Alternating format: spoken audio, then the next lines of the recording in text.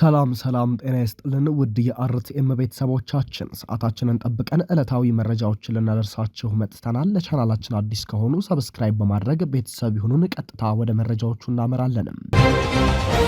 በኢትዮጵያ ሰማይ ስር እየተከናወነ ያለው ግራ አጋቢ ድራማ የድንገተኛ ወታደራዊ ክስተቶች ድምር ውጤት ሳይሆን በቤተ መንግስት ጓዳዎች የታሰበ በሴራ መሐንዲሶች የተሳለና የቆየውን የከፋፍለህ ግዛ ፕሮፓጋንዳ በአዲስ መልክ የማሰራጨት ስልታዊ ቁማር ነው። ዛሬ በራያና በአላማጣ ነገ ደግሞ በወልቃይት አቅጣጫ የሚታዩት ትዕይንቶች የገዢው ቡድን የመጨረሻ የህልውና ሙከራዎች ናቸው። የአገዛዙ ዲጂታል ሰራዊት ፋኖ የታለ እያለ በከበሮና በጽናጽል የሚያስተጋባው ጥያቄ በጭንቀት የመነጨ ሳይሆን የራሱን ወታደራዊና ፖለቲካዊ ውድቀት በፋኖ ትከሻ ላይ ለመጫን የተሸረበ መርዛማ ድር ነው። ይህ ድራማ የሚጀምረው በትግራይ ህዝብ ላይ የኢኮኖሚ አፈናን በማጣበቅ የባንክ አገልግሎትንና የበጀት ፍሰትን እንደ መታፈኛ ገመድ በመጠቀም ህወሓትን ከሞትኩ አይቀር በሚል ስሜት ወደ ጦርነት አውድማ እንዲገባ በመገፋፋት ነው። ከዚያም ጥር 21 ቀን 2018 ዓመተ ምህረት የታሪካዊ ክህደት ጥቁር ነጥብ ሆኖ ተመዝግቧል። መንግስት ዘመናዊ ትጥቅ ያስታጠቀውን ሰራዊቱን ከራያ ከአላማጣና ከኮረማ አውራ ጎዳናዎች ላይ ያለምንም ጥይት ድምፅ ነቅሎ በማውጣት ለወረራ ኃይሎች ቀይ ምንጣፍ አንጥፎ መንገዱን ክፍት አድርጓል። ይህ ተኩስ አልባ የከተማ ርክክብ በራሱ የአገዛዙን መሰሪነት የሚያሳይ ትልቅ ማስረጃ ነው። ይህ ሴራ በአንድ ድንጋይ ሁለት ወፎችን ለመምታት የታለመ ነው። አንደኛውና ዋነኛው ግብ የፋኖን አፈሙዝ ከአዲስ አበባ ቤተ መንግስትና ከገዢው ቡድን ደረት ላይ ነቅሎ ወደ ተለመደው የድንበርና የብሔር ግጭት አዙሪት ውስጥ መልሶ መዝፈቅ ነው። አገዛዙ የፋኖ አይኖች በእሱ ስልጣን ላይ በተተከሉ ቁጥር የሞት ጥላ የሚያንዣብብበት ስለሚያውቅ ትግሉን አቅጣጫ ለማሳት የቆየውንና የቆሰለውን የህወሓትና የአማራን ቁስል እንደገና ማደስ መርጧል። ሁለተኛውና የክፋት ሁሉ ጥግ ደግሞ በራያና በወልቃይት ጉዳይ ላይ ህመሙንና ቁስሉ እጅግ ጥልቅ የሆነውን የአማራን ህዝብ ከገዛ ልጆቹ ወይም ከፋኖ ጋር ማጋጨት ነው። ፋኖ ዛሬ ወደ ተዘጋጀለት የሞት ወጥመድና ስልታዊ ባልሆነ ጦርነት ውስጥ ካልገባ ህዝቡን ለጠላት አሳልፎ ሰጠ በሚል የሐሰት ፕሮፓጋንዳ ቅቡልነቱን ለማሳጣት የዲጂታል ሰራዊቱ ቀን ከሌሊት ይጮሃል። ዛሬ በማህበራዊ ሚዲያው ፋኖን የበላ ጅባል ጮኋለ የሚሉ ድምጾች በእውነት ህዝባዊ ጭንቀት የመጡ ሳይሆኑ የአገዛዙን ዕድሜ ለማራዘም የተላኩ የፕሮፓጋንዳ ፍላጻዎች መሆናቸውን የነቃው ህዝብ ሊገነዘበው ይገባል። ይህ የገዢው ቡድን የፕሮፓጋንዳ ሴራ ምን ያህል ወጥነት የሌለውና በወቅታዊ ጥቅም ላይ ብቻ የተመሰረተ መሆኑን ለማወቅ ወደኋላ ጥቂት ወራትን መለስ ብሎ ማየት ይበቃል። ትላንት የፋኖ ትግል በህወሓት ተጠልፏል እያሉ ሲያላግጡ የነበሩ ዛሬ ደግሞ ፋኖ ህወሓትን ለምን አይመታም ብለው ሲጠይቁ ማየት የፖለቲካ ምጸት ብቻ ሳይሆንም ህዝብን እንደማያውቅና ትላንት እንደማያስታውስ የመቁጠር ድፍረት ነው። ያኔ የጎንደርና የወሎ ፋኖዎችን በመጠራጠር መርዝ ለመከፋፈል የሞከሩት አባካላት ዛሬ የራያ ህዝብ ሲፈናቀል አድኑኝ የሚል ድምጽ ከማሰማት ይልቅ ፋኖ የት ነው ብለው ፌዝ መቀለዳቸው የታሪክ ጠባሳ ሆኖ ይኖራል።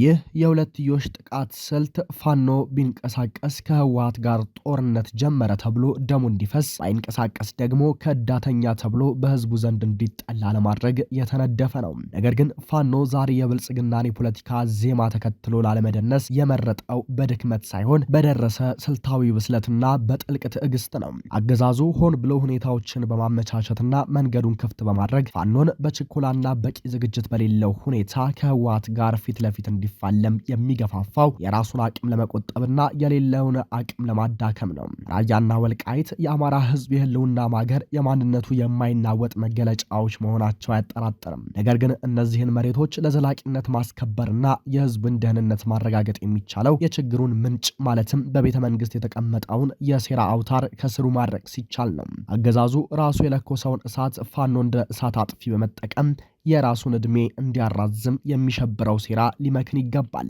ዛሬ መሬቱን ያለምንም ተኩስ ለጠላት አሳልፎ እየሰጠውና ሉዓላዊነቱን ያስደፈረው አካል ቆሞ ፋኖ የታለ ብሎ ለመጠየቅ የሚያስችል የሞራል ልዕልና የለውም። የአማራ ህዝብና እውነተኛ የትግሉ ደጋፊዎች በዚህ ፈታኝ ወቅት በስሜት መጋለብ ሳይሆን በብስለት መጓዝ አለባቸው። በፌስቡክና በቲክቶክ የሚለቀቁ የተቀናጁ አጀንዳዎች የትግሉን አቅጣጫ እንዲያስቱ ሊፈቀድላቸው አይገባም።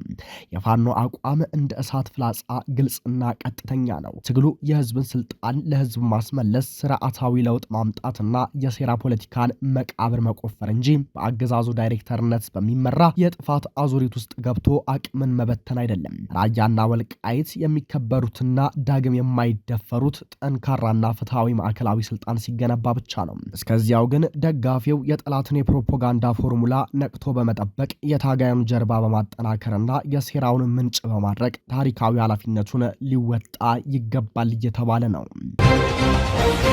ውድ አማራውያንና ኢትዮጵያውያን በተለይ በአማራ የህልውና ተጋድሎ ውስጥ ላላቸውና ከውጭ መሆናቸው የአማራን ፋኖ ትግል የምትደግፉ አካላት ሁሉ በሚከተሉት ጉዳዮች ላይ ትኩረት ታደርጉ ዘንድ ወንድማዊ ምክሬ ነው በማለት የአፋብን ደቡብ አማራ ቀጠና አሳምነው እዝ ከሰምኮር የነበልባል ክፍለ ጦር ድርጅት ጉዳይ ኃላፊ አርበኛ መለሰ ውቤ ሐሳቡን ገልጿል። አርበኛው በመግቢያው ላይ ጠቀሰው አንደኛ የብልጽግና ስርዓት የዕድሜ ገደብ ሳይለይ የአማራ ልጆችን በአስገድዶ ማፈስ ወደ ስልጠና ካምፕ እየወሰደ በመሆኑም በአካባቢያችሁ ወዳለው የፋኖ አደረጃጀት አፋብን እየሄዳችሁ ተቀላቀሉ። ሁለተኛ ቲፒኤልኤፍ ወረረህ እንደ 2013 አይነት ድራማ ዘምተህ ማርከህ ታጠቅ የሚለው ዲስኩር ዛሬም ስለሚደግመው በዚህ ፕሮፓጋንዳ የሚሸወድ የአማራ ትውልድ መኖር የለበትም። የአማራ ብልጽግና ወይም በአዴን ካድሬ ዘምቶ ያድንህ በሉት አብይ አህመድን። ሶስተኛ ከዚህ በፊት ብልጽግና ጠልፎ ባስገባቸው ምስለኔዎች በተለይ አፋሃድ ውስጥ በነበሩ አረሞች እኛ ከትግሉ የወጣ ነው የፋኖ ትግል በቲፒኤልኤፍ በሻቢያ በግብጽ ስለተጠለፈ ነው የሚል ዲስኩራቸውን በስርዓቱ ልሳኖች በኩል ቀድመው ማህበረሰቡን የማደናገር ስራ ለመስራት ሞክረዋል። በዚህ ድራማቸው የሚሸወድ ባይኖርም ግራ የተጋባ በጥቂቱ ይኖራል ብዬ ስለማምን ከዚህ ጋር በተያያዘ በእኔ አረዳድ የስርዓቱን ቀመር ለማሳየት ልሞክርም። በስልታዊ ማፈግፈግ ኦህዴድ ብልጽግና የአማራን ርስት የሆነውን በወሎ ራያን፣ በጎንደር ወልቃይትንና ጠለምትን ያለምንም የተኩስ ልውውጥ ለቲፒኤልኤፍ አስረክቦ እየወጣ ነው። ይህን ያደረገበት ምክንያት አለው። አንደኛ ፋኖ ከቲፒኤልኤፍ ጋር በተወረሩ ርስቶች ላይ ውጊያ ካላደረገ ቀድሞ በውሸት ያሰራጨውን ፋኖ ከቲፒኤልኤፍ ጋር አብሮ ይሰራል የሚለውን ውሸቱን እውነት ለማስመሰል የተደረገ ሙከራ ነው። ሁለተኛ የሰሜኖች አንድነት ያሰጋው ኦህዴድ ብልጽግና ፋኖና ቲፒኤልኤፍ ወይም አማራና ትግሬን ለሌላ ዙር የእርስ በርስ ጦርነት ለማስገባት የተሰራ ሴራ ነው። ይህ እንዳይሆን ሰሜናውያን ጉዳዩን በትኩረት የምናይና ኦህዴድ ብልጽግና ባሴራው ሴራ ላለመጠለፍ ጥንቃቄ አይለየንም።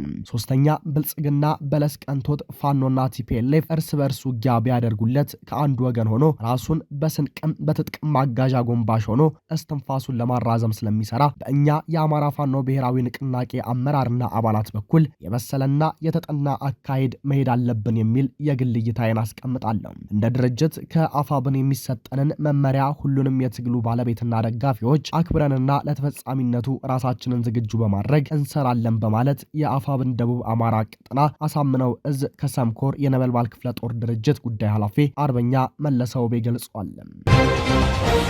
ብልጽግና ወልቃይት ላይ የመዘዘው የመጨረሻ ካርዱ ከጥር 18 ቀን 2018 ዓ.ም ጀምሮ በአማራ ክልል ወልቃይት ቀጠና በማይዳ ጉሻ በኩል የተጀመረው ውጊያ አድማሱን አስፍቶ በምስራቅ ጠለምትና በምዕራብ ጠለምት ከባድ ውጊያ እየተካሄደ ይገኛል።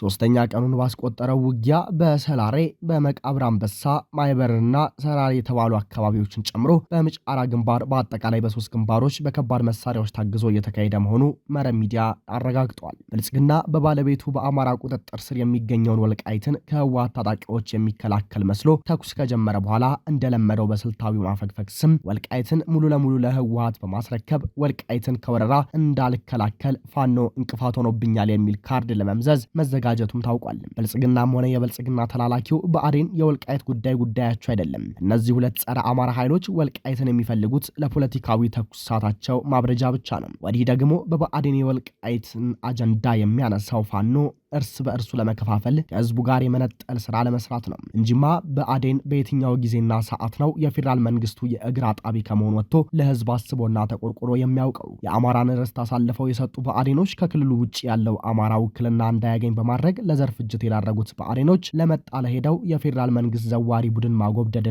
መላላክ የማይሰለቸው ብአዴኖች የፌዴራል መንግስቱ ከድሮንና ጀት ጀምሮ በዓለም አቀፍ የጦር ህግ የተከለከሉ መርዛማ መሳሪያዎችን ጭምር ታጥቆ የክልሉ ህዝብ ላይ የዘር ጭፍጨፋ ጭፍጨፋ እንዲፈጽም የፈቀዱና አሁንም ይህንን ዘግናኝ ድርጊት እየመሩና እያስተባበሩ የሚገኙት ብአዴኖች ህዝቡ አማራዊ ስነ ልቦና እንዳይኖረው በአጥንትና ጉልጥምት ቆጠራ ተዘፍቆ በጎጥና በመንደር ተወሽቆ እንዲቀር ለማድረግ ሌት ተቀን የሚታትሩ ብአዴኖች ናቸው። ከአማራ ባህል ያፈነገጡ አማራዊ ስነ ሰብ ያልተላበሱና ስልብ ስነ ልቦና ያላቸው መላላክንና መገረድን እንደ ክብር የሚቆጥሩት የብአዴን ሰዎች እንዴት አያሌ መስዋዕትነት ስለተከፈለበት ወልቃይት ሊያስቡ ይችላሉ?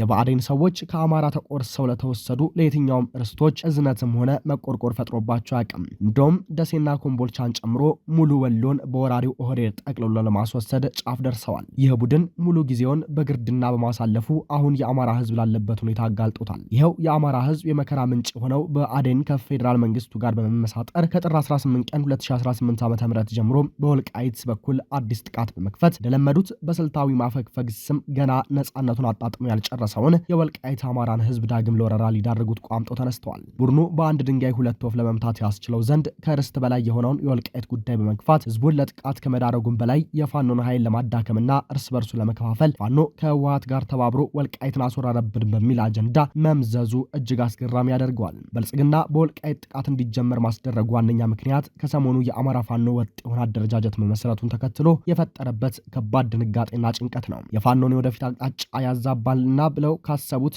አንዱ የወልቃይትን ጉዳይ አጀንዳ በማድረግና ዳግም በማስወረር አስወረርከን የሚል የአማራ ከተነሳም ህወሓት ታጣቂዎችን ከወልቃይት እንዳላስወጣ ፋኖ እንቅፋት ሆኖብኛል የሚል ካርድ ለመምዘዝ አልሞ ነው። ነውረኛውና ለፈስፈሱ ብልጽግና የህወሓት ታጣቂዎች በወልቃይት የከፈቱት ወረራ ለመቀልበስ መከላከያ ሰራዊቱ ካሰማራው ፋኖ ቀጥታ ያለ ከልካይ ወደ 4 ኪሎ ያመራብኛል የሚል የቂል መልስ እንደሚሰጥም ይጠበቃል። ለዚያም ነው ብልጽግና በወልቃይት ጥቃት መከፈቱን ተከትሎ አጸፋዊ ምላሽ ወሰድኩ የሚል የተለመደ ቀዳዳ በአክቲቪስቶቹ በኩል እያስነገረ የሚገኘው። ነገ ደግሞ ስልታዊ ብሎ የሚጠራውን የማፈግፈግ አይነት ያፈገፍግና ለምን በሚል ጥያቄ ሲነሳበት ወልቃይት ላይ የተቃጣውን ወረራ እንዳልመልክት ፋኖ እንቅፋት ፈጠረብኝ በሚል የለቅሶ ፖለቲካ ለመስራት ከአሁኑ ድንኳን ተከላ ጀምሯል። ግራም ነፈሰ ቀኝ ጣፈጠም መረረም የአማራ ፋኖ እያደረገ ያለው የህልውና ትግል ቀዳሚ ዓላማው የተከበረ ርስቶቹ የተጠበቁለትና ማንነቱን የሚያስጠቃው አማራ እንዳይኖር ማድረግ ነው። ህልቆ መሳፍርት ግፍና መከራን ጨምሮ የዘር ጭፍጨፋ ለተፈጸመበት የአማራ ህዝብ ፍትህ ማስፈን መሆኑን ሀገር ያወቀው ፀሐይ የሞቀው ሀቅ ነው። ውድ የአርቲኤም ቤተሰቦቻችን ለሰዓቱ የነበረን መረጃ ይህንን ይመስላል። ሰብስክራይብ በማድረግ ቤተሰብ እንድትሆኑ እየጋበዝን ቸር ተመኘን።